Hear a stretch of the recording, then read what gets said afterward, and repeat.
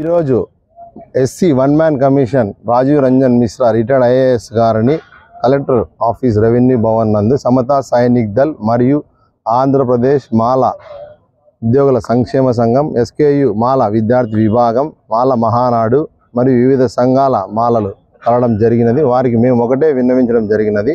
అయ్యా, మీరు ఖచ్చితంగా వర్గీకరణ చేయాలనుకుంటే 341 ఆర్టికల్ని అనుసరించి చేయండి. అదేవిధంగా ఈ ఆంధ్రప్రదేశ్లో మాదిగ జనాభా 85 లక్షలు 2011 జనాభా లెక్కల ప్రకారం తీసి ఉన్నారు. 13-14 సంవత్సరాలు అయినా కూడా ఇంతవరకు కేంద్ర జనాభా లెక్కలు అయితే మీరు వర్గీకరణ చేయాలనుకుంటే కేంద్ర జనాభా లెక్కలు తీసి ఆ జనాభాని అధికారికంగా ప్రకటించి ఇంతకుముందు ఏబిసిడీల మాదిరి కాకోకుండా మాల ఉపకులాలు 25 ఉన్నాయి కాబట్టి 25 ఉపకులాలని ఏలో, మాదిగల్ని బిలో, సిలో ఆది ఆంధ్ర రెల్లి ఉపకులాలని చేర్చండి. అదేవిధంగా మా జనాభా ఈ భారతదేశంలో కానీ ఈ ఆంధ్రప్రదేశ్లో 15% లేదు, 22% ఉంది. మీరు ఆ జనాభా లెక్కలు తీయకోకుండా మీరు రాజ్యాంగ విరుద్ధంగా చేసే ఈ వర్గీకరణకు మేము ఖచ్చితంగా వ్యతిరేకము. మీరు చేయాలనుకుంటే ఈ పద్ధతుల ద్వారా చేస్తే అప్పుడు మా జాతి కానీ మీకు కూడా ఈ రాజ్యాంగాన్ని గౌరవించిన వారు అవుతారని చెప్పి తెలియజేస్తున్నాం. జై భీమ్, జై భారత్. ఈనాడు కేంద్ర ప్రభుత్వాలు రాష్ట్ర ప్రభుత్వాలు కుమ్మక్కయ్యి మనవాదుల ఆలోచనలతో ఈ దళితులను వేరు చేసే రాజ్యం మాకు వస్తుందనే ఒక కుట్రతో చేస్తున్నారు తప్ప కేంద్ర ఆదేశాల ప్రకారము ఒక జీవో ఇంతవరకు అందరూ చెప్పినట్లు 341 అమలు చేసి వర్గీకరణ చేయండి, ఎవరికి అభ్యంతరం లేదు. కానీ అంబేద్కర్ యొక్క భావాజాలం మీద కలిసి ఉండే వాళ్ళని విడదీసి చేయడము ఇది అన్యాయము. మేధావులు కూడా ఆలోచించాలి. ఈనాటి ప్రజలు కానీ మేధావులు కానీ అందరూ ఆలోచిస్తున్నారు, ఏమి దేశం ఇలా అయిపోతుంది అని. ప్రజలు కాదు ముఖ్యము, దేశం ముఖ్యము.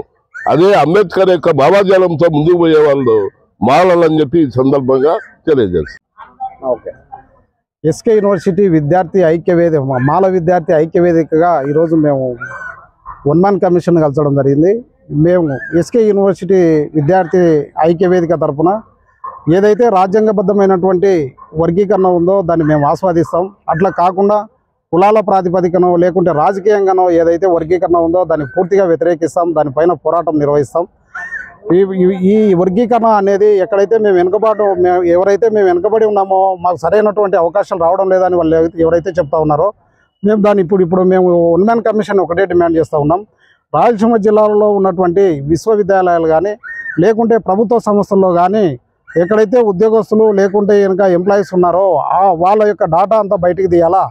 తర్వాత ఎవరైతే వెనుకబడి ఉన్నారో వెనుకబాటు గల కారణాలను విశ్లేషించి అబ్జర్వ్ చేసి పరిశోధన చేసి తర్వాతనే దానిపైన చర్యలకు పూనుకోవాలని చెప్పి మేము అనంతపురం జిల్లాలో రాజీవ్ రంజన్ మిశ్రా గారు వచ్చిన దాన్ని మాట్లాడుతూ వర్గీకరణ సమస్య పైన మాలలు కష్టపడి చదివి విద్యావంతులై ఉద్యోగం చేయుట నేరమా?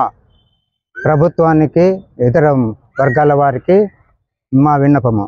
చదువుకొని విద్యావంతులై ముందుకు పోవాలని ఎప్పుడైనా మాలలు అన్నారా? అంతా కలిసిమెలిసి ఉంటే పోతుంటే మీరు ఎవరైనా బతుకుతా ఉంటే వద్దన్నామా? ఎందుకు మా మీద ఖర్చు సాధిస్తుండో ప్రభుత్వము ఈ మనుషుల్లోని వ్యత్యాసాన్ని కలుకొని రాజ్యాధికారం కోసం ఈ కులాలను విభజించే మేమే శాశ్వతంగా ప్రభుత్వం మేమే ఉండాలనే ఉద్దేశంతో కులాలను విడగొడుతుంది. ఈ వర్గీకరణ సమస్య ఎప్పుడైతే వచ్చిందో అప్పటి నుంచి ఎస్సీ ఎస్టీ బ్యాక్లాగ్ పోస్టులు 30 సంవత్సరాలుగా కొన్ని వేల పోస్టులు ఖాళీగా ఉన్నాయి. కేవలం ఇతన్ని వర్గీకరణ అడ్డం పెట్టుకునే పోస్టులన్నీ అన్యాయం చేస్తున్నారు.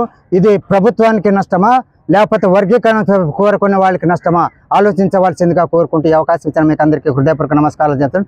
జై భీమ్, జోహార్ డాక్టర్ బిఆర్ అంబేద్కర్.